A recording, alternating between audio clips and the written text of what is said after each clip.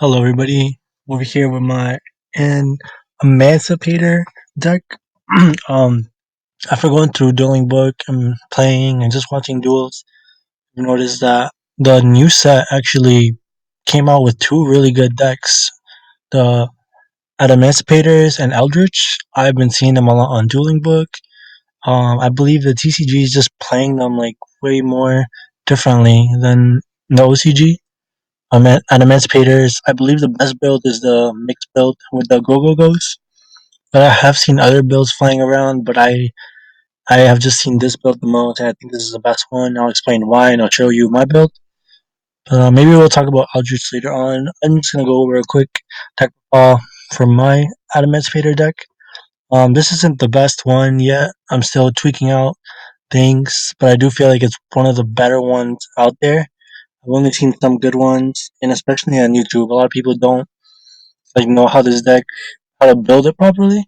So let's just get right into it. I'm gonna do it for a little bit different. I want to start off with your win cons. These are the monsters that you wanna end your board on, because this is a combo deck. So these are like your win conditions.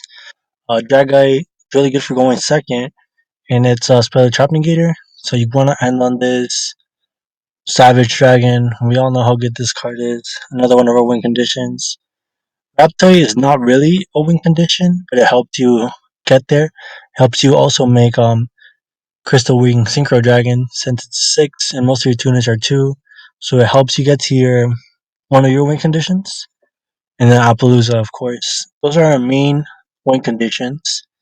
Next, we're going to have the rest of the extra deck. Omega is broken because he brings back things you banish off a Block Dragon, so giving you a little bit more resources. And then Omega takes out one card from your opponent's hand. So let's say your board is like a regular, like Appaloosa with 3 negates and a Brawler with 1 negate. You have like that's 4 negates in total, and then Omega will rip a card. So they're basically playing with like 1 or 2 cards. You can usually out Appaloosa if it's at 16, but Appaloosa will negate like a thing or two. This will negate a thing, and then Omega will rip something.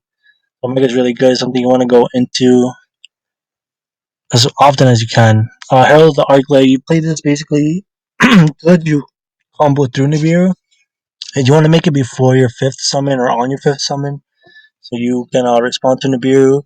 Even though this deck doesn't lose to Nibiru too much, it's still really good, and it's another negation, so you can just build this with your other win conditions, you'll be good. Um, Needle Fiber or Health Fibrax, whatever you want to call it, this gets you to your tuners, and it just helps you link climb to Appaloosa. It can also help you get into O-line. Masquerena, just disruption. Unicorn is good for breaking boards, good for going into Masquerena. Cerberus, I think it really shines in this deck just because of the amount of bodies you can put on board. Just make a free Cerberus under Appaloosa, get a draw, break boards. Phoenix, same thing. These three are here mainly to break boards. Link Spider, I haven't gone into it yet, but like it's for tokens. You can use an Nibiru token if you get Nibiru. You can use the O-Line token just to make it into an effect monster. Might cut it, but it seems very important in the deck, especially for playing against Nibiru. Galley Granite. This card's so good. Like this card baits so many hand traps. Like they'll ash it or impermanence it, and if they don't, you're getting your Block Dragon. And Block Dragon is just so broken. It just lets you play through Nibiru, lets you play through everything. Dweller. I find myself not making it so much. I made it a couple times, and I'll have to play through like hand traps, and I'll end on like Dweller and like Appaloosa with 2 negates or something tanky like that. It's good. It can hold you over for a turn, but I don't think it's necessary just because the amount of negates the deck puts on. But Dweller is a super strong card, so I'm just running it right now. Back to the main deck now. Okay, we're gonna start off with the non-Adamantia. So we're playing 2 on Monotopia. This is basically a silent mining, but for Subaba, Gaga, and GoGoGo, I think it is. We're only playing Go-Go's, so it's like a silent mining. I chose to play 2 because I don't want to break on it too much. Then you got Onomato Pickup, which searches it, so it's pretty good. And it also has another effect that lets you make all the levels the same, but I don't think that's ever come up. So essentially, you got 4 copies.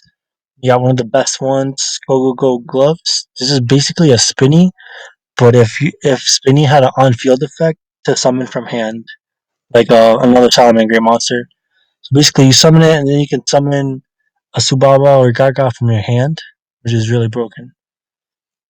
And then I'm sorry, not Subaba, Subawa, Gaga, yeah, monster. Then you got Go Go Go. If it's in a graveyard, you can special summon it. It's like a spinny, but you don't get your battle phase. But you still, if you go first, it doesn't matter if you don't get your battle phase. Utopic Onomatopia. This card's just pretty good. It's like a digital extender. You can't summon for the rest of your turn except back to T summon. So you usually want to make it one of your last moves. Wait, and then Go Go Go Giant. It's like a wolf bark. Really good. Helps you over follow up plays. A lot of the times you'll search this in like your level 2 tuners of Block Dragon just to get ready for your next turn. Two of the water stones. Please don't play the other stones, they're bad. This one gives you a draw effect, so it's pretty cool, and it makes your negation for the Synchro Life. But Needle Fiber does the same thing. But this card's still pretty good. You Excavator, you draw one, it's free body. Of course, you're playing 3 3 3. You gotta play three of each of these. You every turn you wanna be resolving all three of their effects. Like because this deck just pushes out rock monsters from the deck, and these are the best way to do it. Doki Doki is also one of the best way to do it, but these are so free. Like Analyzer is pretty good going second. Researcher is obviously the best just for being an amazing extender. And Seeker, he's probably the most underwhelming one, but at the end of the day, they'll do the same thing. This is broken. Like this is so good. If you play Almarash, you can actually do a lot of combos with Signs and Dragite, but I chose not to play Almirage. I might test it. Two Block Dragons, a lot of people playing two. I mean, one playing two because it lets you play through Nibiru, in my opinion. And if you're not searching this with Galagrant, you already opened it, and you can use Galagrant to search another extender. I think that's pretty good. Monster Reborn for additional extender. And I chose to play four hand traps. I'm playing two Ash Blossoms and two Nibirus. It just helped me go in second. I mean, that and Analyzer helps me go second. But I just wanted something against the kind of combo decks. The deck struggles a little bit against back row decks, but it struggles mostly with floodgates. But combo decks are definitely its harder matchup. And then Doki Doki, this is so good with the Go engines because they work a lot in the graveyard, and this just summons out your analyzer for the most part. Online, it's just for needle fiber stuff. Two Gigagantes. Oh, this card's really good. It's additional extender. I don't think three is necessary. I think two is just right. And last, I'm playing two Quacky Meru Guardians.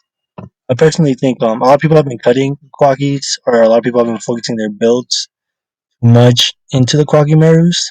I think having two is perfect. Honestly, you could maybe even side them, but the other ones, like the sand one, the wall, depending on matchups. Obviously, monster effects are the most prevalent one in the current metagame. Also, I'm playing this, helps you play through Nibiru, through Ash. It's another negate if you get to summon it. But yeah, this is pretty much the deck profile. Side deck, I just made this really quick. This is for control decks, Cyclone, Infinitely, and Dark Ruler for combo decks. One Ash and one more Nibiru for combo decks. Tankatops works for combo and control, and so do Lightning Storms. I would say the deck's hardest matchup is probably Shadolls. So that's when you would put the Ash Blossom and the Dark Rulers in. But I guess Shadolls, you just kind of want to prioritize Dweller. Dweller will help you out a lot, and like a negate or two. But yeah, thank y'all for watching. And if you have any questions down below, just go ahead and comment to try to respond to all of you guys. By no means I'm not amazing with this deck, but I do think this is one of the better profiles.